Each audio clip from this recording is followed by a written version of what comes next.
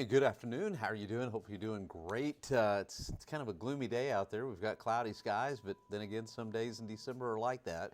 We've got an upper level disturbance approaching from the west, and it kind of feels like winter. It's just too bad we couldn't bottle this up and save it for Christmas, because I'm getting pretty convinced that Christmas is going to be on the warm side. I know it's still a long way out, but still definitely looks that way. What is Christmas, about 9 days or so? Yeah, it's looking like that. Could change, but right now it does not look like it. We'll talk about Christmas Day coming up in just a minute. But outside, you can see all the way around, we've got cloudy conditions out there. Okay, I'll get back to today's weather in just a second, but look at this. This is the projection of the above average temperatures. This comes from, I believe, the Climate Prediction Center, and I pretty much agree with this. And I've been following this for a while, how we build a kind of a ridge, and it's centered over Texas when we get to Christmas Day, and that's not good if you want cool weather. But either way, lots of real estate with warm weather from the 21st, which is the first day of winter, to Christmas Day. You know, the last 3 weeks, it has been really cold across the northern part of the country, Great Lakes, northern plains, Midwest, even at times parts of the deep south, very cold. That is going to be retreating, and so New England and the Great Lakes area, I think those are the only places that are going to see cold weather as we head into Christmas Day. And so that's going to really cut down on the locations that will have a white Christmas this year. Okay, so let's talk about us in particular. Let's forward that. We don't need that anymore. Okay, so let's talk about us. You know, the hottest Christmas that we've ever had was in 1955, and it was 90 degrees on Christmas Day. 1964, 83. 2016, we hit 80. 1942, 80. 1951, 79. Now again, this is a long way out, 9 days, but I'm forecasting 79 for a high on Christmas Day. If we hit 79, that'll tie us for 1951 with the hottest, or the warmest, I shouldn't say really hot, warmest days on Christmas.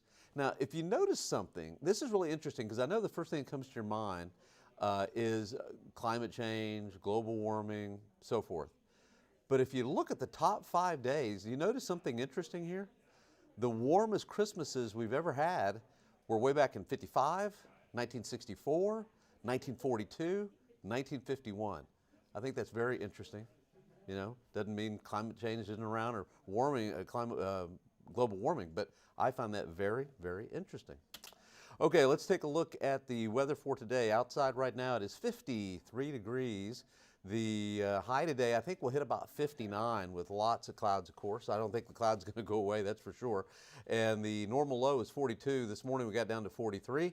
Record low 17 back in 1989, and the record high 81 in 1980. This time of the year we could have some pretty extreme low temperatures and also some pretty extreme high temperatures. This time of the year, big Arctic outbreaks can come and join us and come down into South Texas. But you know what's interesting is I don't think through the rest of December, I don't think we have to worry about any kind of Arctic outbreaks. Now, January and February, that's a totally different story. But in the meantime, I don't see, the pattern is just not conducive to bringing any kind of really cold air, very cold air, into South Central Texas. Now, of course, we've had bouts of temperatures in the 30s, but I don't see any Arctic air headed our way for a while. All right, so as we head through the rest of the day, 50s, I think we've got it. 50s really feels like December out there. High temperature right around 59. And this evening, if you have anything planned, I think we're going to start to see a few showers develop. The later that you go through the evening, the better chance that you're going to have of seeing some showers and temperatures staying in the 50s. Looking at what's going on around the state, we've got high pressure centered over in Alabama, trough of low pressure out west. We've got an upper level disturbance approaching, and that's why we're clouding up. We've got relatively cooler temperatures at the surface being overrun by relatively warmer temperatures, and that's a recipe for cloud cover. And eventually we will see some showers. I don't know if I can zoom in. Yeah, I can. We've got what looks to be a few showers developing west of Del Rio. Those may not be reaching the ground, but again, by tonight, I think we've got a chance for some showers into tomorrow morning. All right, high temperatures again, 59. Dallas-Fort Worth will be right around 50. There we go. 60, I'm sorry. 60 Dallas-Fort Worth. And notice how the temperatures are really moderated. If you've seen this map over the last couple of weeks, there was just absolutely frigid conditions up around Great Lakes and New England. Well, those temperatures aren't quite as cold. I mean, they're still cold, but like Minneapolis, St. Paul, hitting 42, 43 for a high today. You know, it's not a heat wave, but definitely not where they were. Chicago 37 and New England temperatures in the 30s. And you know, over the last month, it has been absolutely beautiful out in Los Angeles and Phoenix, Arizona. This is the time to be in Phoenix, Arizona, not July, but this time of the year. Not bad out there in Phoenix. High today, mid 70s, around 70, upper 70s, let's say 78, which is not bad. Okay, so where do we go from here? Here's that little weak disturbance that I was talking about. If I can't point to it, it's kind of hard to point at it, but out in West Texas, northern Mexico.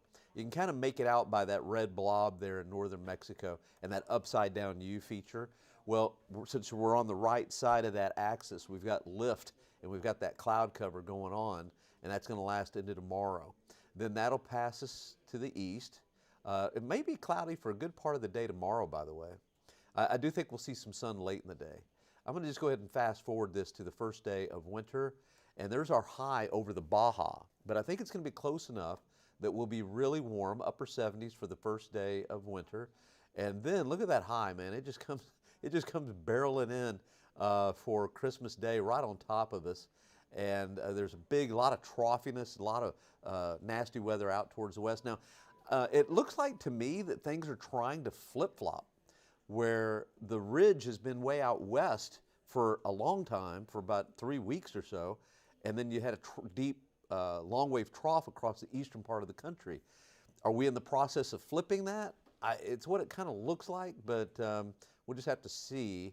But you know, if you're a big Arctic outbreak fan, what you want is kind of the opposite of what is happening with that big trough out west.